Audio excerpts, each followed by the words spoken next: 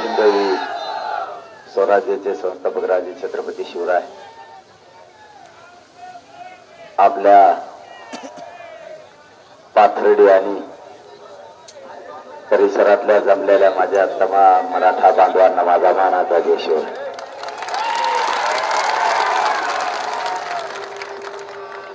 मराठा आरक्षणाचा लढा हा आता शेवटच्या टप्प्यात.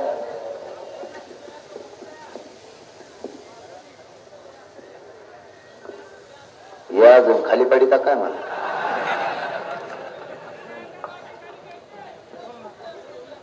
येवल्यावर आले का तुम्ही?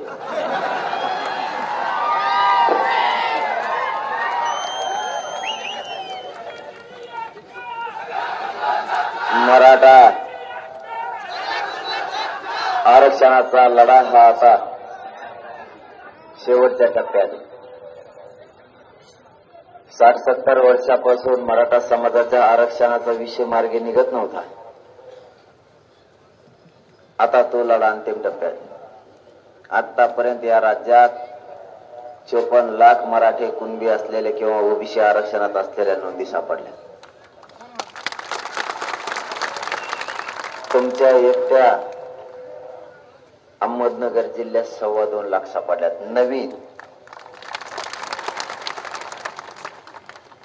आपलं म्हणणं तेच होतं की जर आमच्या शासकीय नोंदी आहेत ते तुम्ही का देत नाही. आता 1.5 महिना उलटून गेला, नोंदी सापडलेल्या तरी प्रमाणपत्र दिले जात नाही. तेव्हापासून आतापर्यंत आपण जवळपास 7 महिन्याचा वेळ सरकारला दिला. तरीही ते म्हणते वेळ पाहिजे. मग घेतो आता 2-3 वर्ष टेन्शन मग काही पटवणार. इथून माग पटलं आता नाही पटलं. मी काय चुकीचं नाही करत. माझ्या गोरगरीब मराठ्यांच्या लेकरं मोठे झाले पाहिजेत यासाठी आज संघर्ष सुरू झाला. तुम्ही कसे देत नाहीत ते आता मुंबईत आल्यावर मी आणि माझा मराठा समाज बघून घेणार. उली तिली लिहून त्याच्यात असं दिलं कस का? मी मास्तर आहे. पुरं पानच भरून दिली.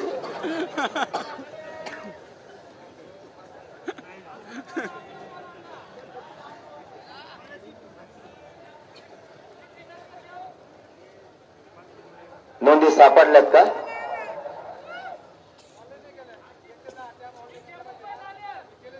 आपण सापडल्यात का ऑनलाईन करायला? बोलतो मी संध्याकाळी तुमच्या कलेक्टर साहेबाला बोलतो, करायला लावतो ते.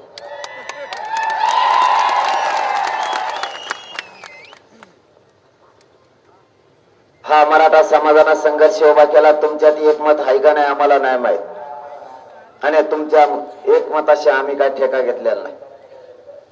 माझ्या गोरगरीब मराठ्यांनी तुम्हाला वर्षानुवर्ष मोठं करण्याचं काम केलंय. आमच्या हक्काचं आरक्षण आम्ही मागतोय. बाकीच्यांच्या नोंदी नसताना किंवा कोणालाही मागास सिद्ध केलेलं नसताना आरक्षण दिलं गेलं. मराठा हा मागासही सिद्ध झाला आणि मराठ्यांच्या शासकीय नोंदी या राज्यभर सापडल्या तरी आरक्षण नाही. मग मराठ्यांचं नेमकं चुकलं काय? तुम्हाला इतका वेळ दिला 42 वर्षापासून आतापर्यंत, आणि हे आंदोलन सुरू झाल्यापासून 7 महिन्याचा वेळ दिला. तरीही तुम्ही जर आम्हाला वेळच पाहिजे म्हणत असाल तर मराठे आता 1 तासही तुम्हाला द्यायला तयार नाहीत. आम्हाला आरक्षणच पाहिजे. तुमच्या बैठका संपणार नाहीत हे आम्हाला माहिती. तुम्ही काय करता हे बी आम्हाला माहिती. आणि तुम्ही काय करता आणि माझ्याजवळ काय करायला. तुम्ही काही केलं तरी मी बेत नाही. आणि या आग्यामुळे किती जमा झालाय आता तोडून काढीन सगळ्याला. आता सुट्टी नाही बापा हो.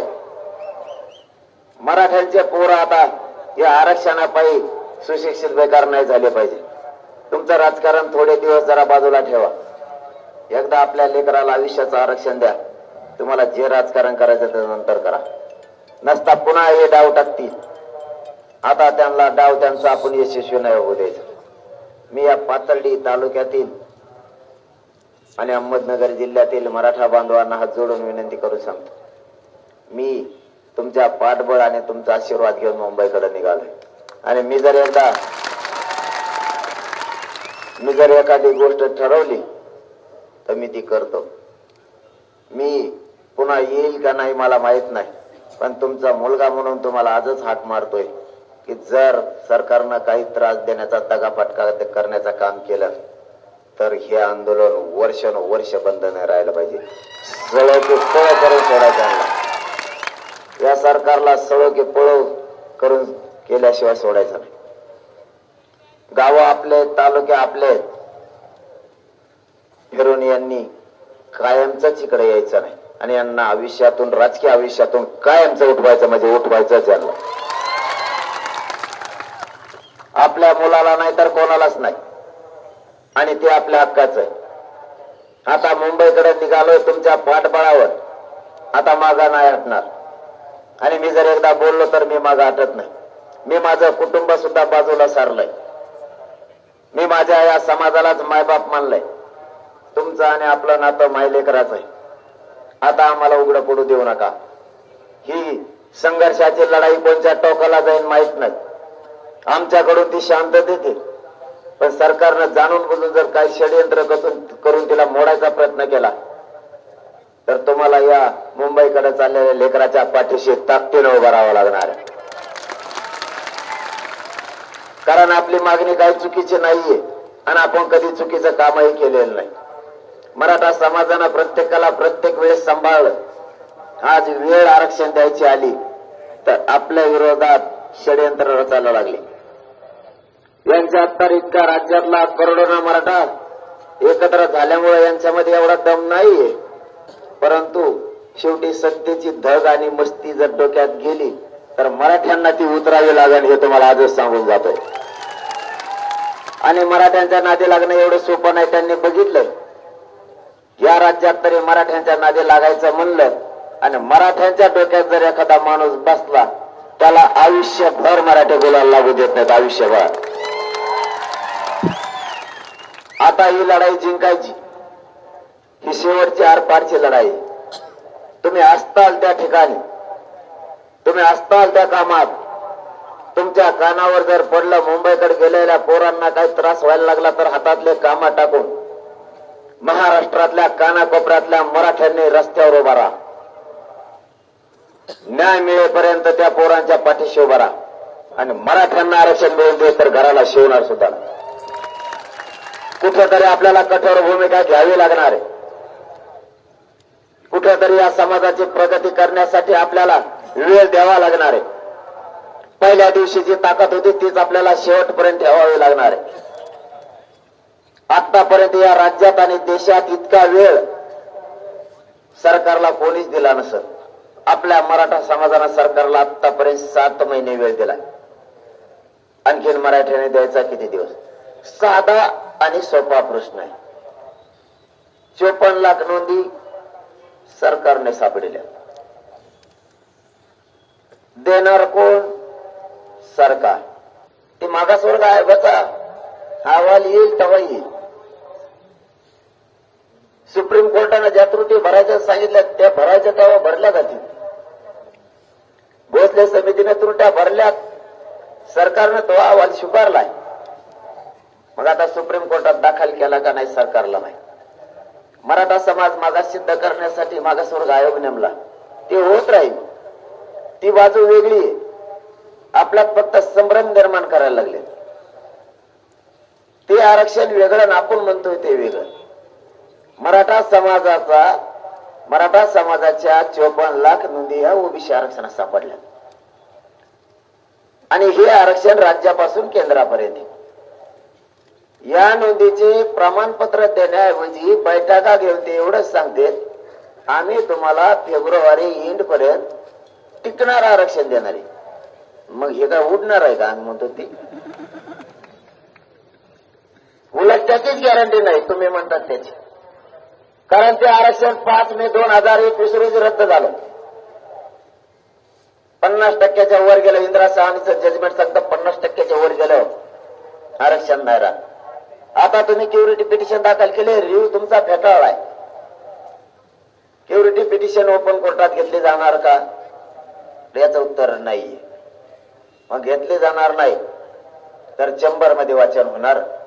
पाठीमाग 5 मे 2021 रोजी दिलेल्या निकालाचं फक्त वाचन, अहवाल वाचला जाणार नाही. मग मराठ्यांचं आरक्षण टिकन कसं? आम्ही त्यांना एवढंच विचारलं, ओपन कोर्टात हिरीक होणार आहे का? मग मात्र टिकतंय ते सांगा. ते बी त्यांना माहित नाही.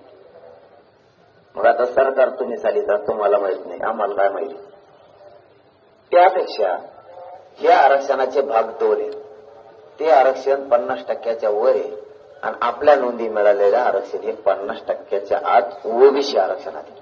बाकीच्यांचा विचार नका करू. आता बाकीच्यांचा कार्यक्रम उलटा सुलटा राईट केलाय तुमच्या जीवावर. बोंबलले गप बसले. 50% जात येऊ नको, बाहेर जाय वर जाय. म्हणलं पुढे जातो रे. 50% वर जाय खाली जाय. तू कवर खातो एकटा? सगळ्या दुनियाच सगळी तो आता काय कागद आहे. त्याला वाटलं मी येडा आहे का काय की. जेव्हा त्याच्या मागं लागलो, अरे ते म्हणले बेकार आहे, बारीक दिसतंय फक्त. आणि आता पट्टात लावून चाललोय मराठ्यासाठी. पण हटतच नाही आता. ते म्हणजे कमराला काय झालं? म्हणलं काय नाही झालं, तुला काय करायचं नाही कमराला, आरक्षण दे चाल. मी माझं जीवन या समाजासाठी अर्पण केलं. मी मरायला कुठे भेटतोय? आणि जे मरायला भेटत ते मराठे कसले, आणि लढायला भेट मराठे कधीच नाही. फक्त शरीर मला आता साथ देत नाही, कारण एका महिन्यात 26 दिवस उपोषण झालेलं आहे माझं. एक 17 दिवस आणि एक 9 दिवस. त्यामुळे माईबाप माझं शरीर नाही साथ देत मला. तरीही मी 1 इंच सुद्धा या मराठा समाजाच्या लेकराचं मोठं व्हावं म्हणून मागा नाही सर. मला गाडीत कवाशिक झोप लागते सुद्धा माहित होत नाही. आणि झोप जर नाही लागायला लागली तर 4-4 वाजेपर्यंत जागा आहे. मी माझ्या मायबाप समाजाच्या दारात 5 वाजता सुद्धा जातो आणि त्यांना जागा करतो. अशी संधी पुन्हा येणार नाही आता जागेवर. तुम्हाला सुद्धा माझी आजोड विनंती, तुम्ही इतक्या विराट संख्येने इथं जमला. आम्ही मुंबईच्या दिशेनं तुमच्या बळावर चाललो. पाठीमागं बारकाईनं लक्ष ठेवा. तुमचे पोरं 500-600 किलोमीटरवर आरक्षणाची मागणी मागण्यासाठी चालले. पाठीमागं बारकाईनं लक्ष असू द्या. त्यांना काय त्रास होतोय का? जर तसा काय प्रयत्न झाला तर उभा महाराष्ट्र मुंबईला गेलेल्या पोरांच्या पाठीशी ताकदीने उभा राहायला पाहिजे. आता मात्र आरक्षण घेतल्याशिवाय माघार नाही. माझा शब्द आहे तुम्हाला. माझा जीव जरी गेला ना तरी मराठा आरक्षण घेऊन या मराठ्यांच्या पोरांच्या डोक्यावर विजयाचा गुलाल टाकल्याशिवाय इंच सुद्धा मागे हटणार नाही. हे शब्द आहे माझा तुम्हाला. फक्त आता तुम्ही गावाची गावं आणि जिल्हा पण तुमचा पुन्हा एकदा जागृत करा. अंतिम टप्प्यात आलाय. सरकारने कितीही त्रास देऊ द्या, काहीही करू द्या, आपण मात्र आता हटायचं नाही. आपण मात्र तो यासाठीच चाललंय. मग टेक खाली आणतो. तू काय म्हणणार आहे दुसरं मुंबईत आणि आरक्षण घेऊन? आणि मग मी काय झालंय? तू टेन्शनच घेऊ नको. मी बी लय. आणि तू आल्यावर आम्ही कुठं बसाव? मला काय पैसे लागत नाहीत. पैशाचा मळ कवा जमलं की नाही. जसं हिंदीचा मळ जमत नाही तसं. तू मग हिंदी ऐकली का? आपला कचकच तसा आहे. मला काय करा? आणि त्यातले त्यात दम्माने जर विचारली ना, मी बेस्टला हिंदी बोलतो. पण ते एअरपोर्टाची शेता अडकणं सगळं पिवडूनच जातं खातं. कारण सरकारला असं वाटतं हे मॅनेजर होत नाही, फुटत की नाही, मग आरक्षण द्यावं लागेल. कारण पैशाचा मला जमत नाही. कवा कर्जच असतं माया मागं. मला त्याचेच फोन येतात. उभं आयुष्य समाजासाठी काम केलं. आता खूप शेवटच्या टप्प्यात आरक्षण आलं. आता मात्र तुम्हाला विनंती, ताकदीने एवढ्या वेळेस लढू लागा. कसलाच विचार करू नका आणि लाखात एकत्र या. आरक्षण मात्र मिळवायचं. आता जास्तीचं बोलत नाही, कारण सभा घ्यायच्या पुढे ठरलेलंच नाही आपलं कुठंच.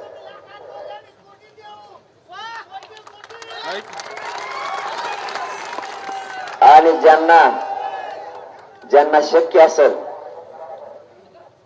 त्यांनी पण मुंबईला 26 तारखेला या. म्हणजे 25लाच निघा. जास्तीत जास्त ताकदीनं मुंबईकडे निघा.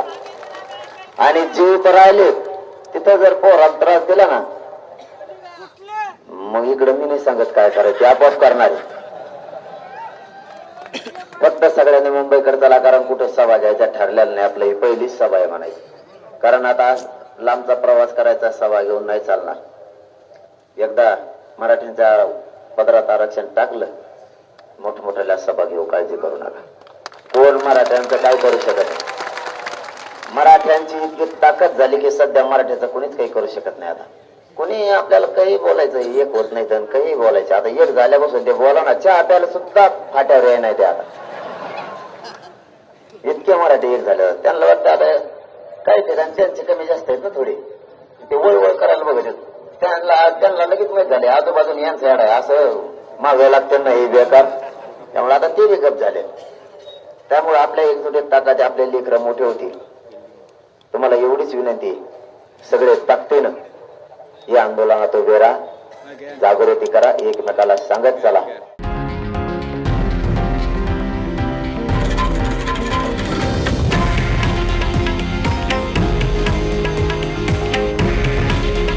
हे आहे देशातील नंबर 1 न्यूज नेटवर्क आणि आपण पाहत आहात TV9 मराठी.